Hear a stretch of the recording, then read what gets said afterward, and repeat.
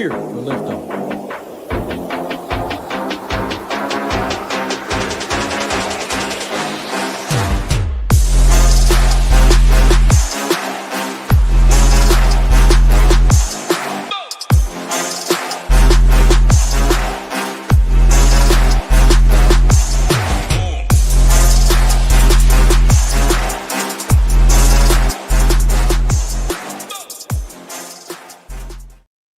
What is going on, Ship It Nation YouTube station? We are back with another edition of the NBA show. It's your boy Ham filling in for Title again in an undisclosed location here in sunny Florida.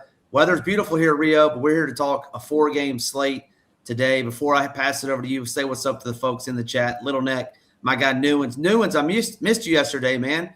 Didn't see you in the chat. Giannis on the shelf. Newens on the shelf. Mike Daddy's in here. Marcus is in here. Michael Peterson in here as always. We certainly appreciate you tuning in. Make sure to hit that like. Make sure to hit that subscribe button. It helps us out a ton. But Rio, what have you been up to? Talked a little pre-show. Super Bowl loss. Ate that L. It was a tough L for you. But, hey, man, we're back in it today. What's going on, my man? Yeah, it wasn't the most exciting Super Bowl, but still think it's a pretty big accomplishment when the Patriots go from being the worst team in the league last year to getting to the Super Bowl. So that's all I really got to say there. Move on. Got a lot of NBA moving forward. Big slate tomorrow. I think there's a Millie slate tomorrow. Obviously, golf is rolling. We just had Tambo and Hoop hop on a few hours ago doing the PGA product stuff. And then we'll have the Boots on the Ground show a little bit later today, I think in an hour or two.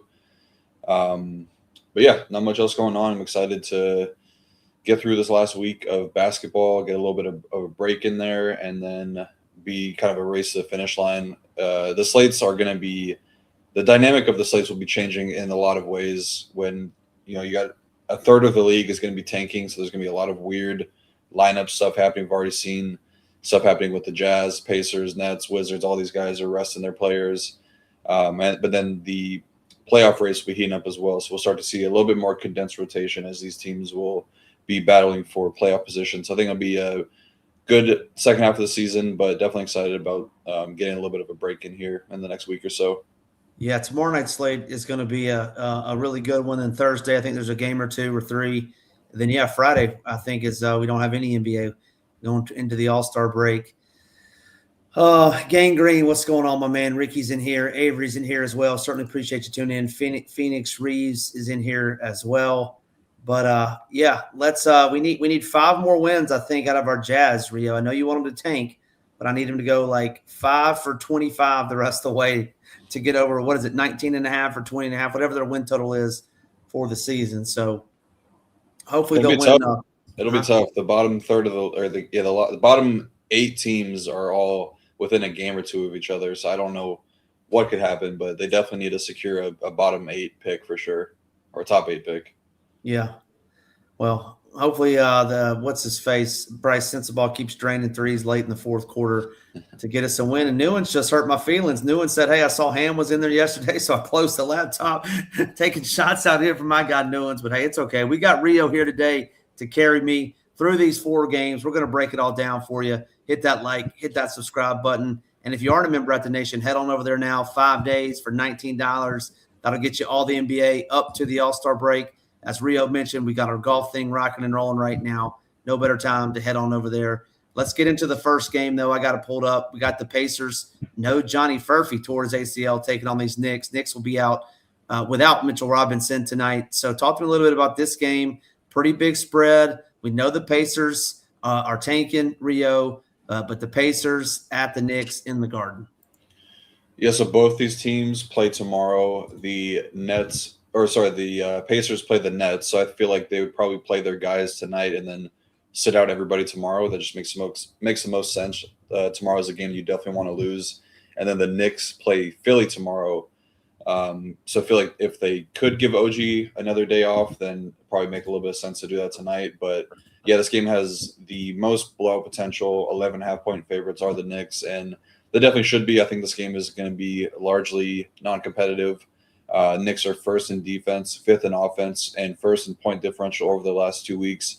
Pacers are 20th in defense, 21st in offense, and actively trying to lose games to hold on to their draft position. They need to be bottom 4, and I don't think that there's going to be any chance that they move up in the standings. I feel like they're going to just be a team that's extremely frustrating and kind of giving a ton of minutes to a lot of guys. So, yeah, definitely think that you can attack this Pacers teams. They're obviously really bad on defense. They are first in 3-point defense, but bottom 4 in rim defense. They're also bottom 4 in pick and roll defense. So it sets up pretty well for both Brunson and Cat here. Both these teams are kind of towards the bottom of the league in transition defense. So I think there's going to be a good bit of scoring, especially on the Knicks side. And the main weakness for the Knicks defense comes from their 3-point defense, but their pick and roll defense definitely been a little bit shoddy at times, especially with OG and Mitchell Robinson out. I think that will definitely overall hurt their defense when both those guys miss. They go from a 109 defensive rating with those guys on the court versus 114 with them off. So small decrease in defensive rating. But yeah, on the Pacers side, I just think there's no way that I can click on either of Pascal Siakam or Andrew Nembhard at these price tags. Like Siakam at 8.6K, a fully healthy team, not a great matchup. Pretty easy fade for me. I think Nembhard, you can make the case for him because we have seen him pay off this price tag at times. And maybe they give him the night off tomorrow for sure, not playing him over 30 minutes against the Nets. But maybe this will be a game where he plays like 32, 33 if it's close. And we have seen him pop off in a few games recently. So I'd be more willing to play him than Siakam, but I really don't want a ton of either. I think the guys you want to focus on are LeBron just got ruled out, so got that news. I think the guys that you want to be focusing in on the Pacers is the guys that will play regular rotation minutes and play in the blowout. Last game versus Toronto, we saw who those guys would be. It was Jay Huff, Jarris Walker, and Ben Shepherd. And then Micah Potter and Cam Jones were also in the blowout lineup, but Jay Huff is a guy that's going to be starting and then potentially playing in the blowouts. The way that I'm prioritizing these guys would be Jarris Walker first. He's starting and playing a good amount of minutes and has an okay price tag, okay matchup at 5.5K. Then I would look to Jay Huff at 5.2K with the power forward center eligibility. And then Micah Potter last. I feel like Potter is going to be the guy that everybody goes to in this game because he's 3.5K. But I really would not want to get over the field on these guys at all because I feel like this team just has a lot of systemic risk, and I just don't really have a ton of interest in them, especially now that we got Lakers news. I feel like that's going to be where we look to for value now. So we'll have to wait to see what they do with all these questionable tags, the Thompson, Jackson, and Talon Peter, questionable tags. We'll see what they do. If those guys are ruled in, then it's just a lot easier for me to get away from this game. I definitely have a lot more interest on the Knicks side here. Really like the matchup for both Brunson and Cat. For Jalen Brunson, we have a pretty large sample over the last couple of years. Nobody has defended Jalen Brunson more than Andrew Nembhard, except for one guy. I think Dyson Daniels has defended Brunson more. We have a pretty large sample of how this head-to-head matchup looks like, and not really that surprising that Brunson's done well against him. He's averaging 30.3 points per 75 possessions, and over the last 3 seasons has topped 40 DK points in all but one game against the Pacers. So definitely have a good amount of interest in Brunson as a spend-up. And then same for Cat. With Mitchell Robinson out, the minutes floor should be a lot higher for him. He also has double-digit rebounds in 7 straight games and has a really good matchup. He crushed the Pacers last year, averaged 54 DK points, somewhat weighted to one game. He put up 70.5 against the Pacers once last year. But all in all, it's a really good matchup, really good price tag for Cat. And then if OG were to miss, I kind of think that would benefit Jose Alvarado the most. We saw him make his debut last game, played 25 minutes, but did kind of play deeper in a blowout. But he also played 13 first-half minutes. I think that he would kind of fill in that role for OG a little bit where they need some more on-ball defense. This will also be his first game playing at the Garden in a Knicks uniform, so I feel like there's a pretty big motivation factor as he is a guy that's from New York, so I feel like this is a pretty big night for him. So kind of a good amount of interest in Jose Alvarado. And then I think like Hart and Mikal Bridges are fine here. The Pacers don't really have good rim or transition defense. That's kind of a good spot for both of them. The minutes have been really bad for Hart, but some of that's a mixture of injury and blowout. Was on his way to a pretty solid game versus Boston before resting in the fourth quarter last game. So definitely think he has a good amount of upside here. Some rules that I'm looking to set, it would be max 1 of Cat and Huck Porty. Also, Wardo did post in the Discord that Huck Porty is interesting at 3K, mid-price there, center that should get a lot of minutes in the blowout. And then I'm going to be a max 2 of the Hart, Bridges, Alvarado, Shamit, and Mohamed Diawara grouping. And I think that would cover it all for this game. Yeah, excellent breakdown there. I took some notes from you on that. So that's some good stuff. Real quick on the Pacers, they just have to finish with one of the four worst records, or that when those ping pong balls do their thing, they got to be in the top four or bottom four, whatever you want to say it, in those ping pong balls. Yeah, they have to secure a top 4 pick. Okay. Yeah. All right. Well, that's good to know. All right. Moving on to the next game. Just got some interesting news. You said it with LeBron, but several others out as well with the Lakers. We'll get there. We'll talk about it when we get there. But next up on the slate is going to be the other LA team, the Clippers, going in to take on the Rockets. Rockets haven't been playing the best basketball, but the Clippers are shorthanded, if you will. Kawhi's going to look nice tonight. Rockets should look decent. You got a 7.5-point spread. Super low total, Rio, of 213.5. Talk to me about this one, LA Clippers at the Houston Rockets. Yeah, generally you'll just see a lot of low totals in Houston games. They don't play with a lot of pace. But yeah, you said it. They've been kind of struggling as of late. They come off of 2 really bad losses against Boston at home and then to Charlotte. And then they barely beat the shorthanded Thunder last game. So they're just not looking too great right now. Still been playing good defense, though, top 8 in defense over the last 2 weeks. So that really hasn't been the issue. It's been their offense, though, 25th in offense over the last 2 weeks. And they just don't have a lot of guys outside of KD really that can provide offense for them. Very thin with guys that can actually shoot the ball. The starting lineup just does not have a good amount of three-point shooters. Kind of compare them to the Magic in some ways, where they're just a very slow-paced team, good defense, but just not a great offense. But yeah, the Clippers coming off of back-to-back wins, and they are 2-1 post-Harden trade.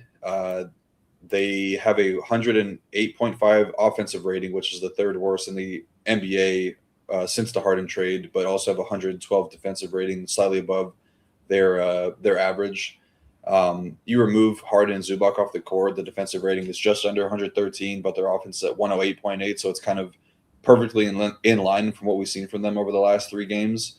But they will be introducing Bennett Mathurin and Isaiah Jackson tonight. I don't really know if Isaiah Jackson is going to play much, if at all, but Mathurin is a guy that I feel like they have a pretty solid view for him for the future, so I feel like he could step into a decently big role right off the bat. My guess is that he comes off the bench because the second unit has been really bad offensively when you take Kawhi off the court. So I think it just makes the most sense to get Bennett Mathurin out there. But yeah, if he's starting, then there's I actually think that regardless, he's got a chance to play 30-plus minutes because they really need some more offense behind Kawhi. So what I'm looking at on the Clipper side of things, I think it's going to be really tough to get away from Kawhi Leonard here. I mean, he's just put up some massive numbers with Harden and Zubac off the court this season. We have about a 272-minute sample. His usage jumps nearly 10 points from up to 43.5%, has a 32.5% assist percentage, 13% rebounding rate, and 1.8 fantasy points per minute. That's in line with Luka, Wemby, Jokic type of numbers. So really, really strong role for him. Over the last 3 games, 42% usage rate, 53.3 DK points per game, and has seen some pretty tough matchups. He saw the Cavaliers put up 40 in just 27 minutes. Sacramento's an easy one. Then Minnesota put up 41 real points, 63.5 DK points. Obviously, this is a tougher matchup, but the role is really tough to overlook for Kawhi. And now that we don't have LeBron or Austin Reeves on the slate, I think that he's a pretty easy spend-up option tonight. So I definitely have a ton of interest in Kawhi here. After him, the fall off is pretty big in terms of the guys that I have interest in on the Clippers side. Derrick Jones Jr. is getting healthier. Bennett Mathurin making his debut, likely playing a good amount of minutes. So I think that these secondary options are pretty unappealing. I'd probably be a max 2 of anybody not named Kawhi Leonard and potentially even a max 1. But the guys that I want to take shots on are Mathurin and Derrick Jones Jr. And then I think Niederhauser is a guy that you can consider. He has shown pretty solid permanent upside at times. The rules that I'm setting is going to be max 1 of Lopez, Niederhauser, and then Isaiah Jackson if you're considering him, which I don't really think you should be tonight. And then a max 1 of Kawhi Leonard and Kobe Sanders, and a max 1 of Chris Dunn, Jordan Miller, and Derrick Jones Jr. I think that pretty much covers it. You could probably just be a max 2 of the Clippers overall if you wanted to, because it's just a pretty low total and not a ton of fantasy appeal from that side. On the Houston side, we know that the starting 5 is going to play a ton of minutes. So I feel like those are the guys you're looking to here. It's going to be a max 2 of Houston for me. And the guys that I have the most interest in would be Alperen Sengun at 9.5K. I think it's a tougher matchup just with the way that he plays, where he's kind of a little bit slower and kind of trying to get it like more physical with guys. Brook Lopez is a huge body and he's really slow, but Sengun is not the type of guy that can really blow by Brook Lopez. So I feel like it's a worse spot for him. But with that being said, he has more ways to score fantasy points than a guy like Kevin Durant, who's going to rely on a lot of scoring, and we'll see a lot of Kawhi Leonard on defense. Kawhi has been really good against KD in the head-to-head matchup over the last couple seasons. So I don't really like clicking on Kevin Durant's name at 9K. Would much rather try to find the money to get up to Sengun here. Of the non-KD and Sengun guys, don't really like it for Amen Thompson. I think he's going to see Chris Dunn tonight, 8.5K, not a great price tag for him. Same thing for Jabari. He's very reliant on the three-point shot, but I do like Tari here. It was encouraging to see him get up to 34 minutes last game in his first game back. I think he just had a one-game injury absence, but put up 26 points that game, so there should be no minutes limitation for him moving forward. I think it's Sengun and Tari as my 1-2 option. Then it's KD, then Jabari, then Amen, and then I'm not really messing with any of the bench pieces here. Hey, question. Are you okay with Kawhi and Benedict together? Yeah, I think that's fine. I think it's if you're playing those two guys, you're probably playing no other Clippers, though. Yeah. Good stuff there. Just seeing if there's any questions in the chat. I don't see any from this game on, but that's excellent stuff right there. Excellent breakdown.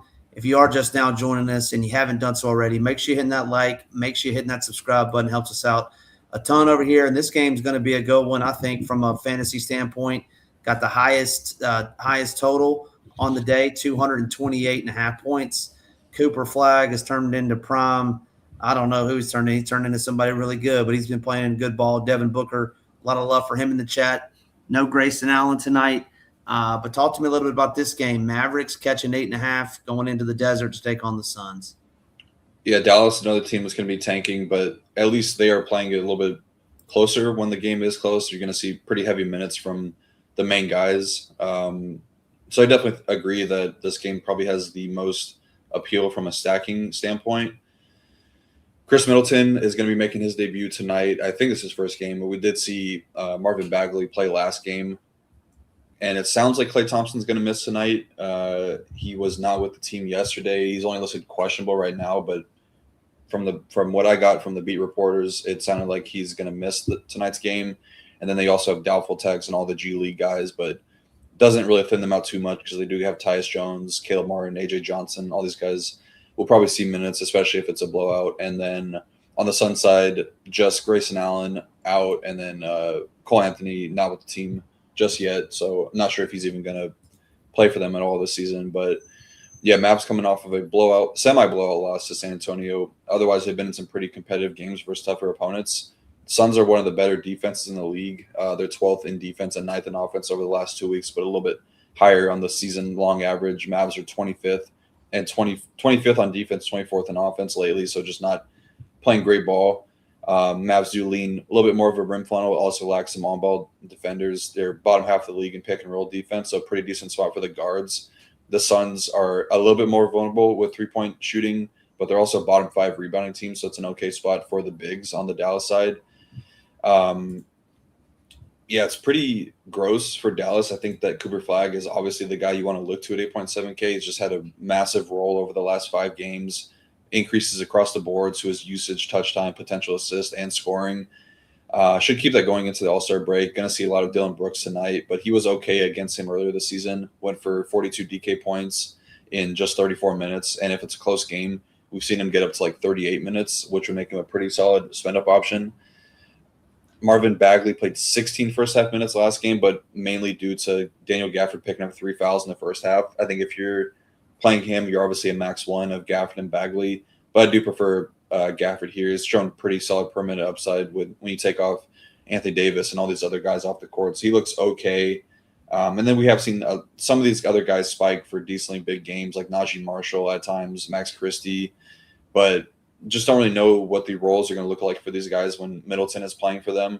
So I'm really kind of focusing in on Cooper Flag and then a little bit of interest in Gafford, a little bit of interest in Najee and Max Christie, and that's pretty much it. On the Phoenix side, Devin Booker getting a lot of ownership, I think for good reason. He's only 8.1K, should be fully healthy. Dallas definitely lacking on-ball defenders that can slow him down to get him the second most fantasy points to opposing point guards. He's kind of splitting point guard, shooting guard duties with Colin Gillespie, but I just think that he's way too cheap for this matchup here.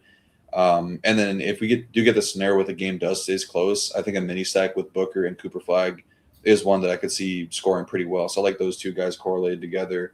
After that, the prices on Gillespie and Jalen Green and even Mark Williams is not super appealing at 6K, but at least we know when he plays 30 minutes, he can put up some really big games. And Daniel Gafford is a guy that we do like to attack. So I think Mark Williams is fine, but going to be splitting minutes with Oso Ighodaro. So it would be max one of those two guys.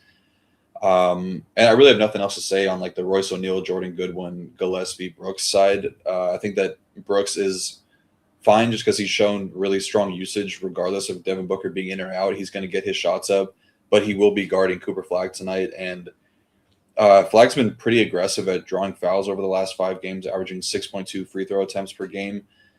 So he'll have to stay out of foul trouble, but he's done a really good job of not fouling a ton this season. So I feel like he's probably the second or third best option, him and Mark Williams. And then I would be a max 2 of Royce, Goodwin, and Colin Gillespie, max 1 of Oso and Williams. And I think that Booker and Brooks are pretty much fine with any pairing on the Suns tonight. You might have mentioned it, but are there any concerns with them limiting Flag's minutes? I mean, he played, I think, 20-something last game, but before that, he'd played like 34 plus, like in 5 straight. It was mainly a blowout. It was the score. Box score looks a lot closer than it actually was. I can double check and see what it was when they actually subbed him out. But yeah, they only lost by 13. He didn't play in the last. Where is he? He didn't play in the last like 15 minutes of the game. Oh wow. Yeah. Okay. Well, yeah, hopefully they can keep it close. And I like that, what you said about Booker and pairing him with Flag. Good stuff there. 1 game left to talk about. It's got a lot of fantasy appeal tonight because of the people that won't be there. You're looking at the stone right now. This is over on the site at shippingnation.com. But on the right-hand side, you see Marcus Smart. He's not going to be playing. LeBron James, he's not going to be playing. We already talked about Luka being out. I don't even see him on here, but we already have Austin Reeves out as well. DeAndre Ayton is listed as questionable. So, Rio, I'm going to let you break down this Lakers side. And then on the flip side, which is going to be the Spurs, they're going to be heavy favorites in this game. No major injury concerns on their side. Wemby's only 9.7, which to me is pretty inexpensive. But talk to me a little bit about this game, Spurs against the depleted Los Angeles Lakers. I feel like it's probably better to start with the Spurs side just because kind of flying a little blind with the Lakers stuff. But, yeah, should be a really good spot for Stephon Castle and Wemby. I think Wemby is going to be a guy that you get to a ton of now with all the value that opened up on the Lakers side. And I liked him regardless, but if you take out DeAndre Ayton, they probably get a little bit better, I would say, defensively, because Ayton hasn't been a great defender this season. Lakers have been very vulnerable with the three. They're kind of a team that teams will shoot more threes against them, but the rim defense has been really bad this season. They're 16th in defensive rim frequency, but bottom 4 in effective field goal percentage. So basically middle of the pack, and teams looking to get shots up at the rim, but they're just not able to defend them when they do get there. Wemby's been off for 3 days, so expect him to be pretty full tonight. But we'll see what that looks like with this game now likely blowing out. Yeah, I feel like he's a really strong option at 9.7K. Price keeps coming down, but the production has definitely been there in close-ish games. And we just saw Stephon Castle have the best game of his career, 40-point triple-double in just 32 minutes against the Mavericks. Over the last 2 games, he has seen an increased role. His involvement percentage jumped from 42.5% to 54%. So on ball, a lot more, averaging 16 potential assists per game, 80% true shooting over that span. And he's averaging just under 41 DK points per game against the Lakers this season. I feel like he's a pretty solid option. And then Fox is kind of the odd man out when Wemby and Castle are healthy. I would much rather spend down for Dylan Harper than up for De'Aaron Fox because you're getting a little bit better points per dollar upside on a guy like Dylan Harper. He's averaging 14.2 points per game, 7.3 potential assists per game over his last 5, and just under 28 DK points per game. So definitely a guy people are going to look to for value, but I think for good reason. That's pretty much – I think it's just those 4 guys I'm really considering on the Spurs side. I think I'm going to be a max 2 of Wemby, Castle, Fox, and then a max 2 of Castle, Fox, and Dylan Harper. And I would probably say if I'm playing both Wemby and Castle, then I don't really want more than one other Spurs player. Just don't really think that you need to get to like the Vassell and Champagny and maybe Keldon Johnson. He's been playing pretty well lately, but there's going to be better value opening up on the Lakers side of things.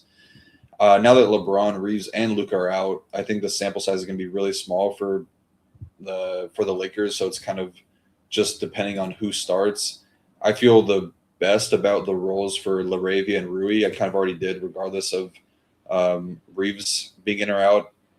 Those two guys are going to see a really big bump in their offensive roles. I think Rui is probably the number one option on offense now, and then LaRavia probably going to play that LeBron role where he's more of like the point forward. So I think those are the two guys that are probably sticking out as the best value plays on the slate to me at 4.6 and 4.4K.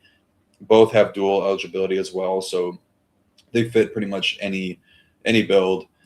If Ayton is out, then we're probably getting Jackson Hayes starting, and then I would imagine Luke Kennard filling in or Maxi Kleber filling in behind them or behind Jackson Hayes. I don't know. Hayes is a guy that's kind of reliant on having a good point guard alongside him, like a Luka or a LeBron that can throw him lobs. So I don't really know how he's going to fit in with like the Smart, LaRavia, and Rui grouping. I feel like it could be a better spot for the Vanderbilts or Maxi Kleber where they can be a little bit more of like a floor spacing guy. And then Kennard, he might just slot into the starting point guard role. It'd probably be him and Marcus Smart as the two guard. Oh, actually, Marcus Smart is out already. So yeah, Kennard's definitely going to start, but there's a chance that it's Nick Smith Jr. I don't know. I'm just going to have to honestly wait to see what minutes projections looks like for these guys. I would have a ton of interest in Nick Smith Jr. because we've seen him in the past be a guy that can put up really solid numbers in limited time, and he's probably playing in the blowout as well. If he starts like at 3K, I don't see how you don't play a lot of Nick Smith Jr. personally. Yeah, sorry, it's coming off mute. Yeah, I mean, excellent breakdown there. I think you broke it down to a T. What else? We broke down all four of those games. Anything else you want to add before we get out of here? No, I mean, it's kind of tough to really dig deep into the Lakers stuff because we just don't really have much of a sample size. Just wanted to look at some of the numbers real quick if you wanted to stall for a second while I can pull this stuff up. Yeah, we certainly can do that. I appreciate everyone tuning in today. 4 games, 2 nights before the All-Star break. Hey, tomorrow night's going to be a big show. You got my guy Rio. No, Rio won't be on. It'll be Title and Matt talking through the $1 million up top. So make sure you're tuning in tomorrow. We'll be back at 4 p.m. Eastern. But Rio, one last thing before we get out of here. What do you got for the people? Sorry, 1 second. I'm still pulling this stuff up. I actually will be on the show tomorrow. It's me and Matt tomorrow. So you and Matt tomorrow. Yeah. What's for dinner tonight? I don't know. Any good recommendations in the Orlando area? If anybody lives in Orlando, you gave up your location. You said undisclosed location. Well, undisclosed location in Orlando. So that's where I'm in. I'm in sunny Orlando, man. It's nice here. You can't beat it. Sun shines out. I'm in long sleeves right now. But and then my boy Ricky Rose said, he said, "Stop capping, you didn't hear a word." Rio said, "I heard you say something about Nick Smith at the end. If he started, you said to definitely play him." So, man, we're playing Nick Smith in DFS in February. You know, it's a great time to be alive when the former Charlotte Hornet great Nick Smith is getting some love out there. There's like the largest minute sample that we have from these Lakers guys. It's like Dalton Connect becomes a really strong option if he does see actual minutes. Connect 4, my guy. Yeah, I mean, they'll probably have to play him like 20 minutes, I would think. None of these projections have been updated for anything yet. Like even Saber hasn't gone there yet, but I'm seeing we have like around 16 minutes for him, 16 for Smith. I feel like those numbers are fairly low. Maybe they want to see more of like the G League guys. This Adu Tiro guy would probably get in there. Dalton Connect should be a G League guy. So maybe we'll give him some love. It might be a Bronny James night. I mean, he played 280 minutes with these guys off the court. They might just say, screw it. A couple times last year, though, I mean, Connect did go for like, I don't remember, 40, DraftKings points, I feel like, in a couple games. I haven't really seen. I know he had last year. This was last year, not this year. Well, that was probably against my Jazz. I remember he had like a 50-pointer against us. Yeah, he's played more than 19 minutes in a game this season, so I don't really know. He's struggling, man. He can't play defense. JJ's trying to keep him down. He don't want him to succeed, I guess. Yeah, I guess not. Anything else before we get on out of here? Yeah, I can't wait to tune in tomorrow. You guys going to be rocking and rolling on that show. I'll be tuning in for sure. But if you don't have anything else, make sure you hit us up in the Discord. Have cores out tonight here in the next hour or so. Slate plan will be locked and loaded here in the next hour or so. I appreciate you tuning in. Rio, always great chatting ball with you, and we'll catch you next time. Good luck tonight in your contest. Let's ship it.